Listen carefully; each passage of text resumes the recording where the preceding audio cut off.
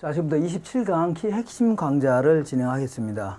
자, 이 부동산 개발의 과정인데, 이 과정은 암기할 필요가 있습니다. 구전, 부실, 근검마다 하는 식으로, 자, 구전, 부실, 근검마. 그래서 여기 밑에 이제 잘렸는데 다음 페이지 넘어갈 겁니다.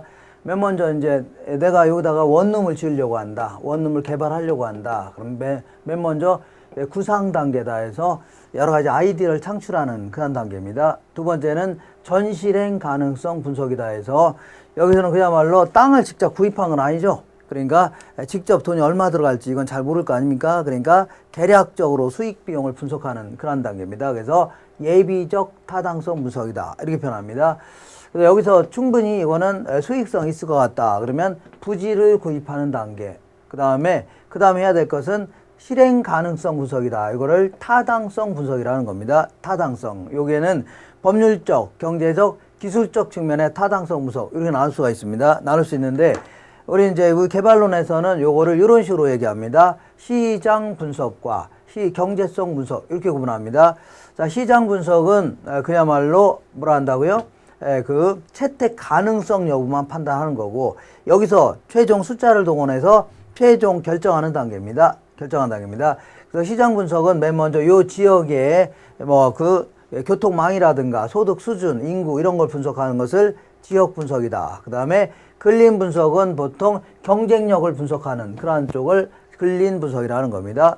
그 다음에 세 번째는 이 건물을 지을기에 충분히 여기 용적률, 건폐율 여러 가지 무슨 기반 시설 같은 거 이런 거 갖췄냐 하는 거를 부지 분석이라는 겁니다. 건물을 지을 수 있는 땅인가를 분석하는 것을 부지 분석이다. 그 다음에 충분히 분양이라든가 임대가 될지를 따져본 것을 수요 분석. 그 다음에 그 수요가 충분하다. 그럼 여기에 맞춰서 어떤 형태로 공부할 것인가를 분석하는 것을 공급 분석이라는 겁니다.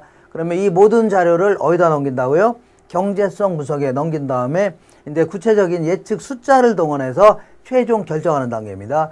근데 이러한 건물은 무슨 1년이면 다 지을 수 있는 거 아닙니까? 그러다 보니까 화폐의 시간 가치를 고려할 필요는 없습니다. 세후 현금 수지 혹은 세전 현금 흐름 이런 것만 가지고 따질 수도 있는 겁니다. 그렇지만 이게 대형 건물 같은 경우는 몇 년씩 걸리는 거 아닙니까? 개발 사업 같은 경우 큰 개발 이런 것들은 화폐의 시간 가치를 고려해서 다른 데다 투자했더라면 화폐 가치가 달라질 수 있죠. 이런 걸 감안해 가면서 수년제 가치법이라든가 내부 수익률법 이런 걸 동원해서 활용하면 됩니다.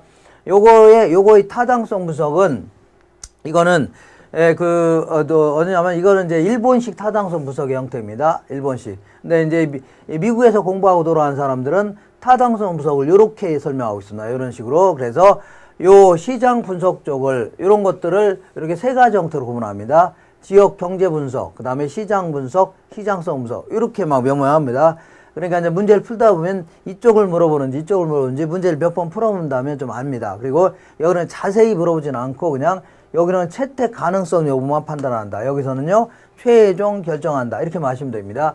그리고 여기서는 요 두 놈의 차이점을 좀 구분하셔야 됩니다. 시장 분석과 시장성 분석. 시장 분석은요 동종 유형의 부동산, 예컨대 원룸 이런 것들에 대해서 그 지역에 있는 모든 원룸들 있죠. 이런 것들에 대한 수요 공급 상황을 분석하는 것을 시장 분석이라면, 요번에는 시장성 분석은 요번에 개발하려고 하는 부동산, 요번에 개발 부동산이 실제로 매매되거나 임대 능력이 있냐 따져보겠다는 얘기죠. 요거 시장 분석의 하나의 특수한 기법이 흡수율 분석이라는 게 있다. 그러니까 과거에 1년 동안 어느 정도 비율로 흡수가 되었나 요걸 감안해 가면서 그 매매 혹은 임대 능력을 파악해 볼 수가 있는 겁니다. 그 다음에 여기서는 경제성 분석을 이렇게 이제 다른 형태로는 이렇게 언급합니다. 타당성 분석과 투자 분석 이렇게 하는데 요 두 놈을 비교해라. 이거는 나올 가능성 많지 않습니다. 다만 요것도 요 순서를 좀 기억하셔야 됩니다. 지역 경제 분석, 시장 분석, 그 다음에 시장성 분석, 타당성 분석, 투자 분석 이런 식으로 굳이 구분하자면 타당성 분석은 현금 흐름 정도를 파악하는 단계라면 투자 분석은 최종적으로 기대 수익률과 요구 수익률을 비교해서 최종 결정하는 단계다. 이런 식으로 정리하시면 됩니다. 자, 그러면 다음 페이지 넘겨보겠습니다. 구전, 부실, 근검마다 해서 자, 그 다음에 해야 될 것은 금융 단계죠. 그래서 개발할 거로 결정했다. 그러면 그 돈을 빌리는 단계를 금융 단계, 그 다음에 건물을 올리는 단계를 건설 단계다 이겁니다. 그 다음에 마지막으로 이제 처분하는 단계를 마케팅이라 하는데, 원래는 이 마케팅은 요 맨 끝에서 이렇게 나열하고 있지만 실제는요, 특히 이제 이 임대 활동 같은 경우는 사업 초기부터 계속 진행시켜야 됩니다. 그리고 다른 마케팅 활동도 가능하면 사업 초기부터 진행하는 게 바람직하죠. 그리고 중요 임차인을 선정하는 게 매우 중요하다, 그런 얘기 했을 겁니다. 아주 중요한 임차인을, 예를 들어 4층짜리 건물에 CU 편의점 같은 거 하나 들어오면 아무래도 위층에는 임대가 잘 될 수밖에 없다, 그런 얘기 하는 겁니다. 자, 그 다음 내용을 한번 정리해 보겠습니다. 네, 부동산 개발에 따른 위험이 따를 수가 있는데, 위험은 크게 세 가지 형태로 보면 됩니다. 법적 위험, 그 다음에 시장 위험, 비용 위험, 이렇게 나눌 수 있는데, 법적 위험은 개발 과정이라든가 개발 이후에 여러 가지 공법적으로 나타나는, 공법적인 측면이라든가 사법적 측면에서 나타나는 각종의 위험들 있죠. 이런 거를 법적 위험이다, 이렇게 얘기합니다. 보통 이제 토지용 규제 이런 것들은 공법적인 측면이라고 하는 거고, 소유권과 관련된 것들은 답을 하고요, 사법적인 측면에서의 위험을 얘기합니다. 그 다음에 시장 위험은 이 건에 지어놨더니 나중에 안 팔릴 수 있는 거죠. 그래서 수요를 잘못 예측하거나 가격이 또 폭락하거나 아니면 시장 이주율이 너무 높아지는 바람에 그 돈을 못 빌려서 이런 거 구입 못할 수 있는 거 아닙니까? 그러다 보니까 이런 것들이 뭐가 된다고요? 시장 위험이라는 겁니다. 이 건에 지어놨더니 못 팔릴 수 있는 거 아닙니까? 그 다음에 비용 위험은 보통 이제 개발 기간 동안에 주로 발생하는데, 개발 기간 동안에 인플레가 너무 심해지는 바람에 원자재 가격이 폭등할 수 있죠. 그런 거라든가, 아니면은 개발 기간이 원래 2년으로 책정했는데 이게 이제 공사 기간이 계속 길어진다면 추가 비용이 계속 나갈 수밖에 없는 겁니다. 이런 걸 답을 한다고요? 비용 위험이라, 이렇게 얘기합니다.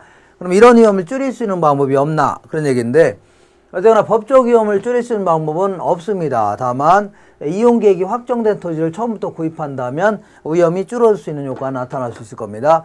그 다음에 시장 위험을 줄일 수 있는 방법은 시장성 분석이라든가 시장 분석을 보다 철저히 한다면 위험이 크게 줄어들 수가 있겠죠. 그 다음에 비용 위험을 줄일 수 있는 방법은 최대 가격 보증 계약이라고 해서 원룸을 원래 짓기를 19억에 주기로 하고서 원룸을 지어달라고 원래는 계약을 체결하려고 했었는데, 아예 이러는 겁니다. 야, 건설사, 내가 20억을 주마. 최대 가격을 보증해 주겠다. 그 대신 2년 내에 끝내달라. 그 다음에 만약 2년 내에 못 끝내면 그 다음부터 네가 다 부담해라, 할 수 있는 거죠. 이런 거를 최대 가격 보증 계약이다. 이런 걸 통해서 위험을 줄일 수 있는 방법은 있을 수가 있다. 이렇게 정리하시면 됩니다. 자, 여기까지입니다. 이상입니다.